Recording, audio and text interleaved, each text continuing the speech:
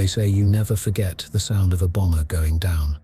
I was 22 years old when I first heard it, that terrible groaning of metal, tearing itself apart at 20,000 feet, the way the engines screamed like wounded animals before they went silent.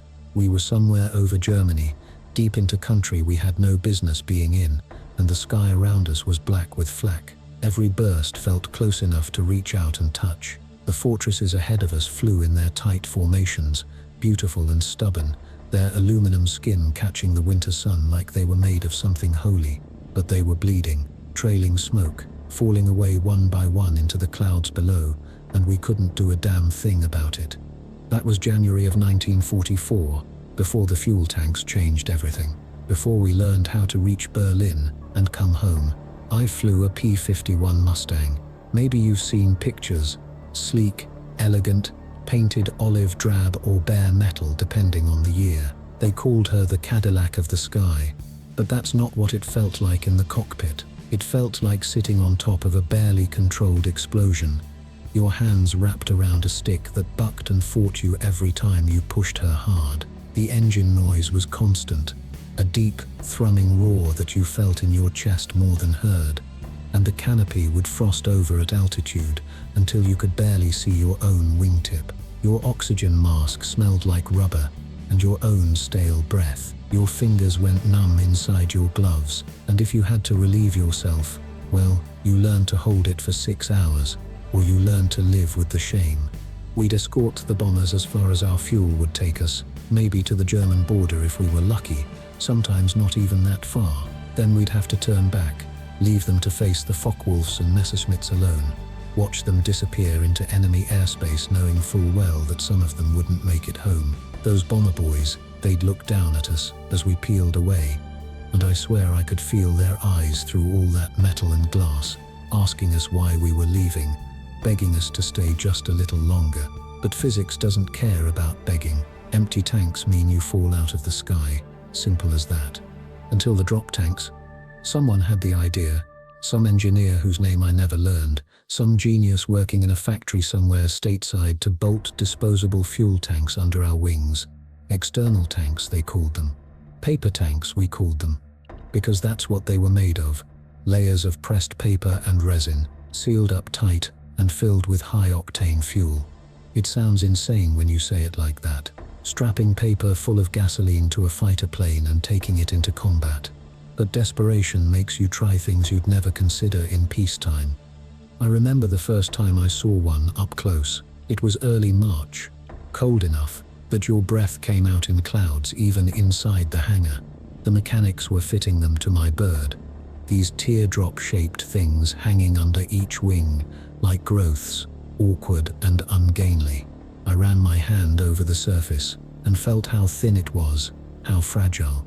One of the ground crew, a kid from Nebraska with grease permanently under his fingernails, he looked at me and said, "Don't worry, Lieutenant, they'll get you there." I wanted to believe him. The morning of my first deep escort mission, the briefing room smelled like coffee and cigarettes and nervous sweat. The intelligence officer pulled back the curtain, and there it was, a red line stretching all the way across the map of Europe, from our base in England across the Channel, across France, across Western Germany, all the way to Berlin. Someone in the back let out a low whistle. Someone else laughed, but it wasn't a happy sound. Berlin. We were going to Berlin. The flight leader, a major from Tennessee who'd been flying since North Africa, he stood up and looked at all of us 50-some pilots, most of us barely old enough to vote, and he said something I've never forgotten. He said, "Gentlemen, those bomber crews have been dying because we couldn't stay with them. Today that ends. Today we go all the way." The weight of the drop tanks changed everything about how the Mustang flew. She felt heavy on takeoff, sluggish, like she was carrying something she didn't want to carry. You had to be gentle with her, patient, coax her into the air, instead of wrestling her up the way you normally would. Once we formed up and set course, I kept glancing down at those paper tanks, watching them in my peripheral vision, half expecting them to just fall off or burst into flames from the vibration. The countryside below scrolled past. England's green patchwork fields gave way to the grey Channel, then the scarred landscape of occupied France. I'd flown this route before, but never past the German border. Never this deep. The weather was clear, brutally clear. The kind of visibility that meant we could see forever, but so could they. The formation of B-17 set ahead of us looked like a swarm of insects from a distance, growing larger as we caught up, their contrails drawing white lines across the blue.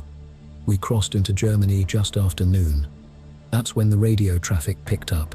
Bandits, someone called out, 9 o'clock high.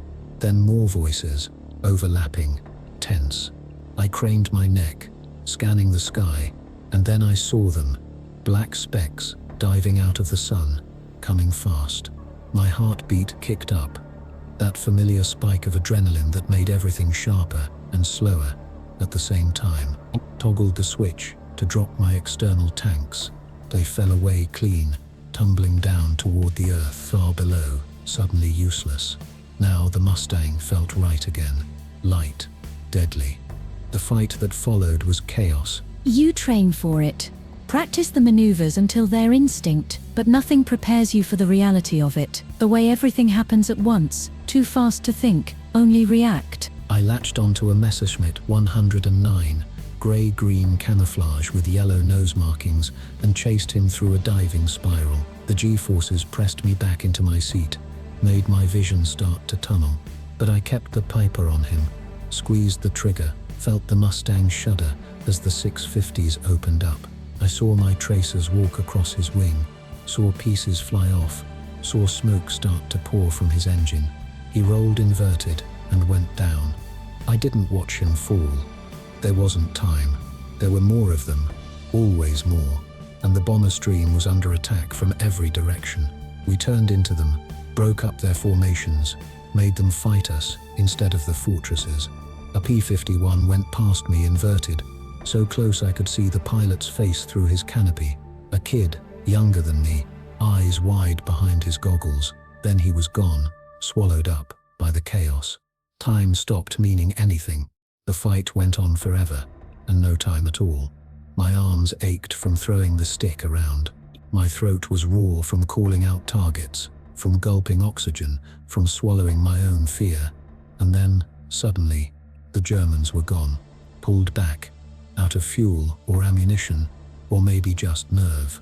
We were still there, still flying, and the bombers kept going all the way to Berlin. I saw the city from 30,000 feet. It looked small from up there, almost peaceful, a grey sprawl beside a dark ribbon of river, already half obscured by smoke from earlier raids. The bomb bay doors opened on the fortresses, and then the bombs were falling, thousands of them, tiny from this distance, unreal. I tried not to think about what was happening down there, about who was down there. The briefing said we were hitting military targets, factories, rail yards. The briefing said a lot of things. The flight home was long and quiet. We'd lost 3 planes from our group. 1 to enemy fighters, 1 to flak. 1 just disappeared into a cloud and never came out.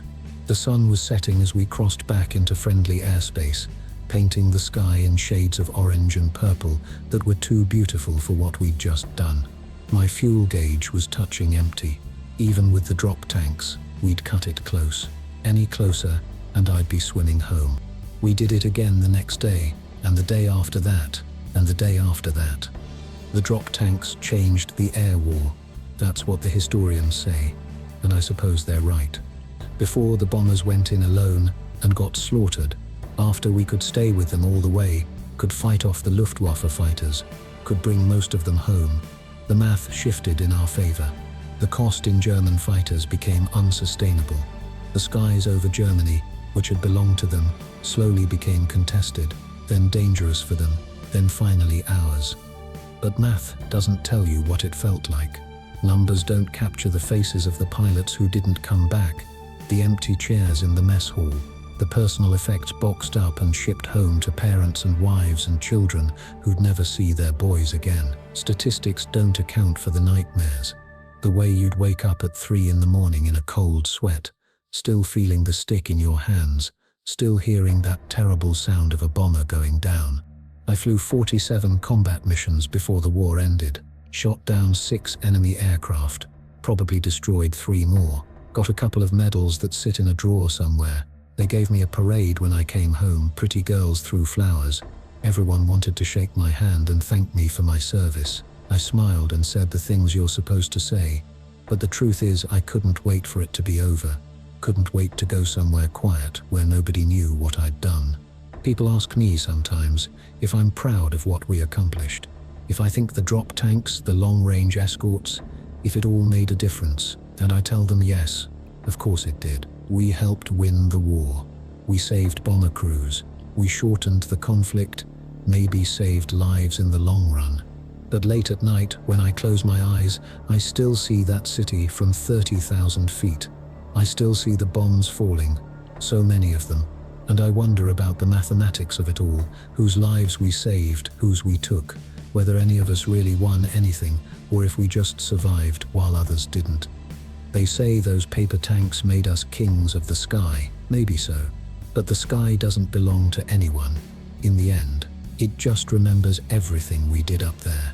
Every choice we made, every price we paid. And it keeps that accounting long after the medals tarnish, and the parades fade, and old pilots like me run out of words to explain what it meant to be there, to survive it, to carry it with you for the rest of your life. I never did forget that sound, a bomber going down, 60 years later, and I can still hear it.